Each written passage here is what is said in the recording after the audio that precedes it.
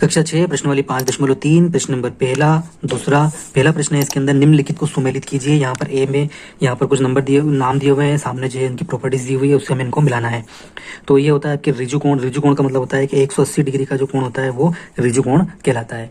अब ये कह रहा है कि ऋजु कोण का इससे मिलान कीजिए, तो ऋजु कोण का मिलान करना है। यहाँ पे दे रखे हैं यहाँ पे घूर्णन।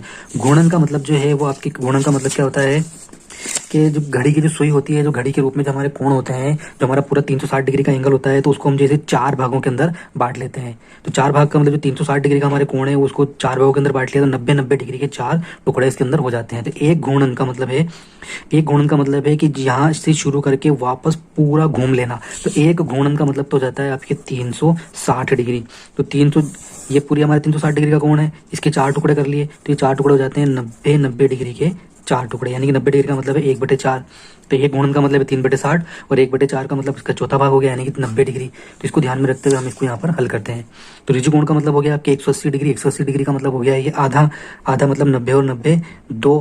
तो यानी कि ये जो है इस ऋजु कोण का मतलब है कि घूर्णन का कितना घूम लेता है, ऋजु कोण का मतलब 180 डिग्री आधा घूम लेता है, यानी कि 1/2 घूर्णन। तो जो है यहाँ से आप इसको फर्स्ट वाले को इसके साथ में मिला सकते हैं। तो ये हो जाएगा आपके पहला। दूसरा है समकोण। समकोण जो होता है 90 डिग्री का होता है। 90 डिग्री का मतलब होता है, हमने क्या देखा है इसको 1/4, यानी कि एक चौथा गुणन है। समकोण का मतलब होता है 1/4 गुणन या 90 डिग्री। तो इसको जो है इससे यहाँ मिला देंगे। न्यून कोण जो होते हैं वो 90 डिग्री से कम होते हैं। 90 डिग्री का मतलब होता है 1/4 गुणन। तो 1/4 गुणन तो न्यून कोण जो होते हैं 90 डिग्री से कम होते हैं।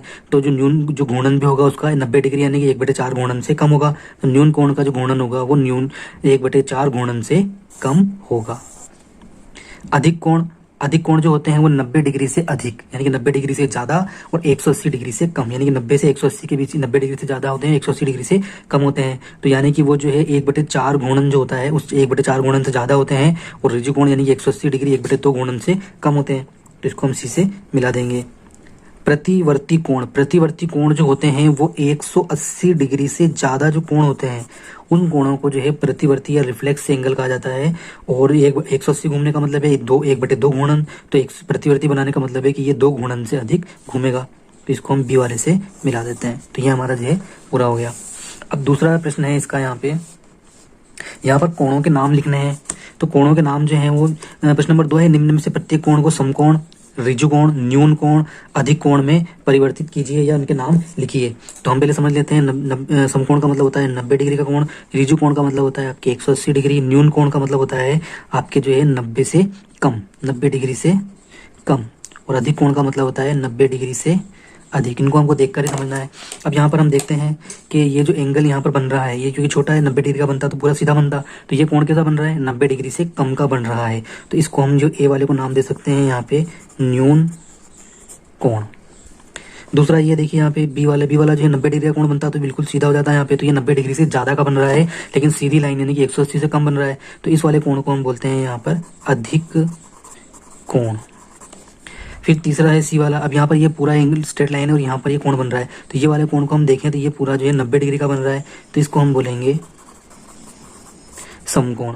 अब यहाँ पर देखिए कि यहाँ पर ये कोण है। अब यहाँ पर आगे की तरफ से हम देखते हैं तो ये अधिक कोण समकोण जैसा लगता है, लेकिन कोण जो निशान बना हुआ है पीछे की तरफ से देखेंगे हम तो अगर ये जो लाइन सीधी की होती तब तो ये 180 डिग्री का कोण बन जाता है, लेकिन ये 180 से भी ज्यादा का हो रहा है। इसका मतलब है कि इसका नाम जो है वो हो जाएगा हमारे प्रतिवर्ती कोण, यानी कि 180 डिग्री से अधिक। इस वाले कोण में देखेंगे यहाँ पे बिल्कुल एक सीधी लाइन बन रही है। इस ऊपर लाइन वाली लाइन को नहीं देखते हैं, यहाँ सीधी लाइन बन रही है। सीधी लाइन का मतलब होता है इसको बोलते हैं हम सरल कोण, या इसका एक नाम हो रहा है आपके यहाँ पर ऋजु कोण। ऋजु कोण के कई सारे नाम है इसके अंदर, 180 डिग्री का कोण, 2 समकोण, ऋजु कोण, और इसको हम बोलते हैं सरल कोण भी कहा जाता है।